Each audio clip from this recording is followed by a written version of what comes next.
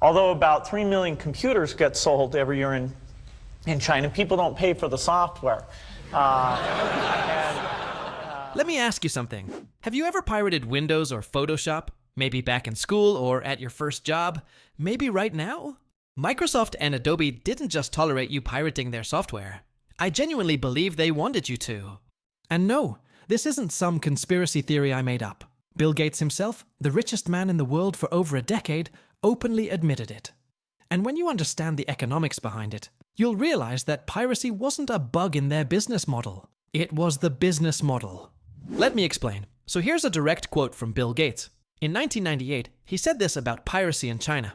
Although about 3 million computers get sold every year in China, people don't pay for the software.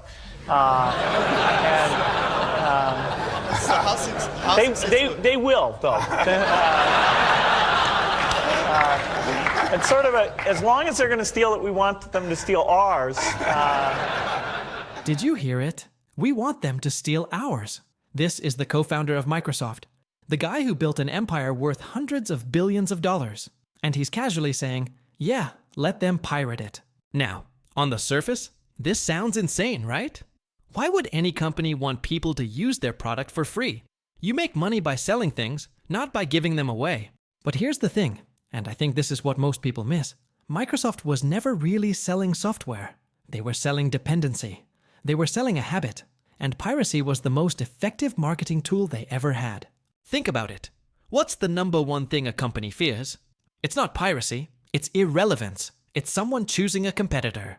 If a student in Egypt or India or Brazil downloads a cracked copy of Windows, Microsoft loses $0 because that student was never going to pay $200 for an operating system anyway.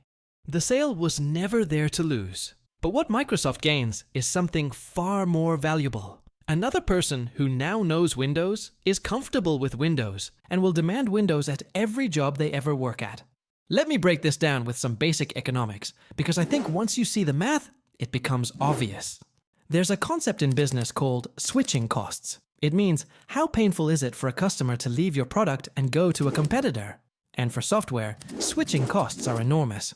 Let me give you an example. Imagine you've been using Microsoft Word for 10 years. You know every shortcut. You know how to format documents, make tables, use macros.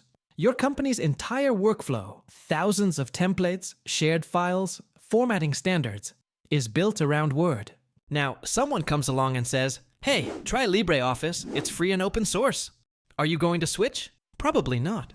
Because even if LibreOffice is technically capable, the cost of relearning, the cost of converting all your files, the cost of retraining your entire team, it's massive. You're locked in.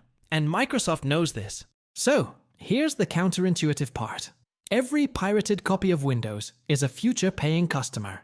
Not the person who pirated it. Maybe they'll never pay. But the ecosystem they create will pay. The businesses they work for, the schools that train them, the governments that standardize on Microsoft products because everyone already knows how to use it. In my opinion, this is one of the most brilliant business strategies in history. You don't fight piracy, you weaponize it. Now let's talk about Adobe, because I think they took this exact same strategy and ran with it even harder. If you went to design school any time in the last 20 years, any school, anywhere in the world, what software did you learn? Photoshop, Illustrator, After Effects, Premiere Pro, all Adobe products. But here's the question. How many of those students actually paid for those programs? Be honest, because Adobe Creative Suite used to cost like $2,600. $2,600. For a college student, there's no way. And Adobe knew that. They absolutely knew that millions of students were running cracked copies of Photoshop. They had the technology to stop it. They could have implemented aggressive DRM, hardware locks, mandatory online verification, all of it. But for years, their copy protection was, let's say, suspiciously easy to bypass. I'm not saying they intentionally made it easy to crack, but I am saying they didn't try very hard to stop it.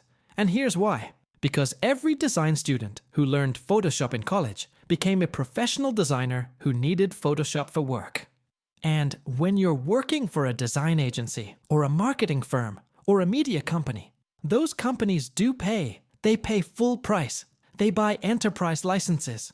They can't risk using pirated software because the legal liability is too high. And then, here's the masterstroke.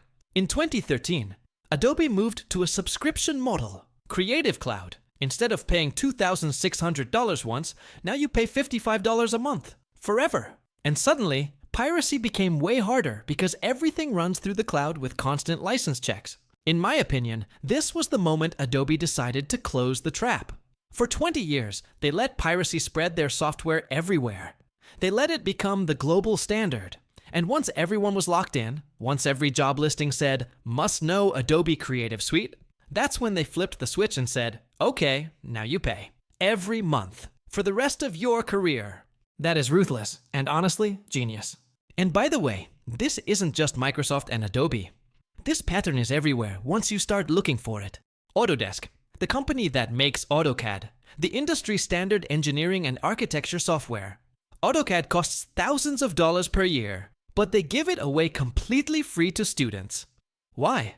Because an architecture student who learns AutoCAD for free in university is an architect who will demand AutoCAD at their firm for the next 30 years. The firm pays, not the student. MATLAB, same thing. Even WinRAR. I know this sounds funny, but think about it. WinRAR is maybe the most famous example of software that technically costs money, but practically gives itself away. That little pop-up that says, "Your trial has expired"? You've been clicking past it for 15 years, and WinRAR still exists. They're still profitable because businesses pay. Governments pay. The average person who ignores the pop-up for a decade, they were never the customer. They were the marketing. We're taught that a piracy kills businesses. But for certain types of software, especially tools that require learning and expertise, piracy is the most powerful distribution channel in history. It's free marketing that turns into paid dependency. They sort of get addicted, and then we somehow figure out how to collect sometime in the next decade. So here's what I think is really happening at a macro level. These companies figured out something that most businesses never understand. The real competition isn't piracy. The real competition is alternatives. Microsoft wasn't afraid of people pirating Windows. They were afraid of people using Linux.